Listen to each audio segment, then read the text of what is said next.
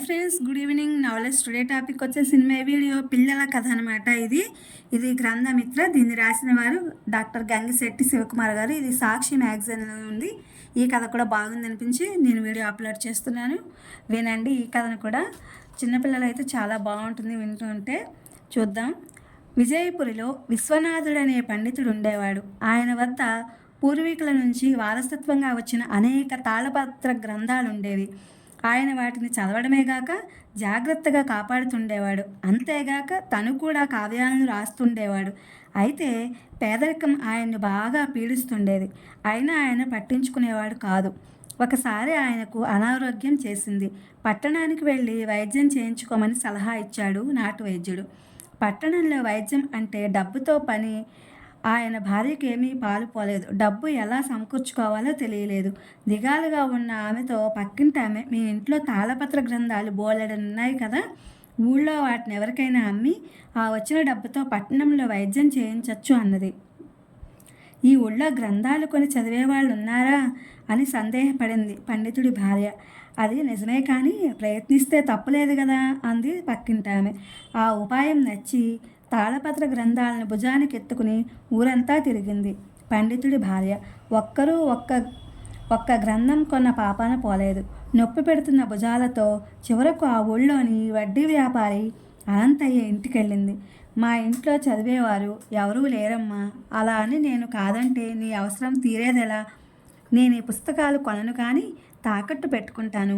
మీకు ధనం సర్దుబాటు కాగానే నా బాకీ తీర్చి మీ గ్రంథాలను మీరు తీసుకుపోండి అన్నాడు. ఆ మాటకు పండితుడి భార్య సరేనంది. ఆమెకు కావలసిన పైకమిచ్చి తాళపత్ర గ్రంథాలను జాగ్రత్తగా దాచిపెట్టాడు వడ్డీ వ్యాపారి. ఆ ధనంతో భర్తకు వైద్యం చేయించింది. త్వరలోనే ఆయనకి నయమైంది. ఇదిలా ఉండగా ఆ రాజ్యాన్నేలే ఆనందవర్ధనుడు కొడుకు అలోకవర్ధనుడికి పట్టాభిషేకం చేశాడు. అలోకవర్ధనుడికి గ్రంథపట్నం అంటే మహా ఇష్టం. తన పట్టణానికి అనుకూలంగా అంతఃపురంలో పెద్ద గ్రంథాలయాన్ని ఏర్పాటు చేసుకున్నాడు. రాజ్యమంతటా గ్రంథ సేకరణకు చాటింపు వేయించాడు. గ్రామాల నుంచి పాత తాళపత్ర గ్రంథాలున్న వారంతా రాజధానికి వచ్చి తమ వద్ద ఉన్న గ్రంథాలను ఇవ్వసాగారు. వడ్డీ వ్యాపారి అనంతయ్య తన దగ్గరున్న గ్రంథాలను రాజుకు ఇవ్వలేదు. ఆనాటో ఈనోట ఆ విషయం రాజుగారి చెవిన పడింది. ఆయన భటులను పంపి అనంతయ్యను సభకు రప్పించాడు. గ్రంథాల గురించి అడిగాడు. గ్రంథాలు నా దగ్గరున్న మాట వాస్తవమే ప్రభు. అయితే వాటికి నేను యజమానిని కాదు. అవి ఒక పండితుడివి. అతని వైద్యానికి అవసరమైతే వాటిని నా వద్ద తాకట్టు పెట్టుకుని ధనం ఇచ్చాను. గ్రంథాలను తాకట్టు పెట్టుకోవడం మీకు కొత్తగా ఉండొచ్చు. నేను అలా ఎందుకు చేశానంటే, నేనిచ్చే ధనం వల్ల పండితుడికి వైద్యం లభించడమే కాదు, అలా ఆ గ్రంథాలను భద్రపరచడం వల్ల అవి భవిష్యత్ తరాలకు అందుతాయని ఆలోచించాను. అందుకే వాటిని తాకట్టు పెట్టుకున్నాను చెప్పాడు వడ్డీ వ్యాపారి.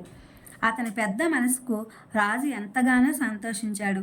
తనకు అవసరం లేకపోయినా భవిష్యత్తులో చదువరులకు గ్రంథాలను అందించాలన్న ఆలోచనతో పాటు సాటి మనిషిని ఆదుకోవాలన్న మంచి మనసు కూడా వ్యాపారికి ఉండడం అలోకవర్ధనుడికి ఆనందపరిచింది.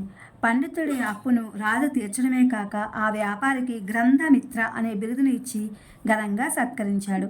తర్వాత పండితుడి భార్యను సన్మానించి ఆ పండితుడికి తన కొలువులో ఉద్యోగం ఇచ్చాడు రాజు. ఆ గ్రంథాలన్నిటినీ గ్రంథాలయానికి చేర్చి జాగ్రత్త చేశారు.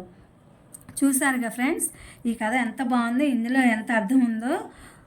ఇది ఇవాల్టి కథ. ఇది నాకు బాగా నచ్చి నేను వీడియో పెట్టాను. ఇక్కడ బాలల గేయం అని చెప్పి ఎంత మంచిది అమ్మ అని చెప్పి ఒకళ్ళు రాశారు. గద్వాల సోమన్న అని ఆయన ఈ యొక్క గేయాన్ని రాశారు. ఇది ఎంత బాగుందో చూడండి. అమ్మ గురించి జోల పాట పాడాను, చిన్ని బొజ్జ నింపును, ఎంత మంచిది అమ్మ, ఒడిని పాన్పు చేయును, కనుపాపలా చూచును, గుండెల్లో దాచును, అమ్మ అని భరోసా పెంచి పెద్ద చేయును, జ్వరమొస్తే అమ్మ మది విలువలలాడును, సేవలన్న చేయును, పూజలన్న సల్పును, నాన్న కోపగించిన ఫిర్యాదులొచ్చిన మనసున దాచుకొను, మహిని ఎవరేమనినా, అమ్మకు లేరు సమము, పరిమళించే సుమము, సృష్టిలోనే మేటి దేవుని బహుమానము.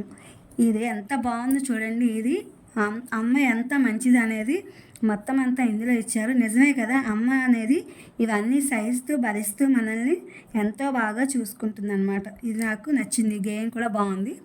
Please my channel like, share, subscribe and comment. Thank you for watching. Thank you for our support.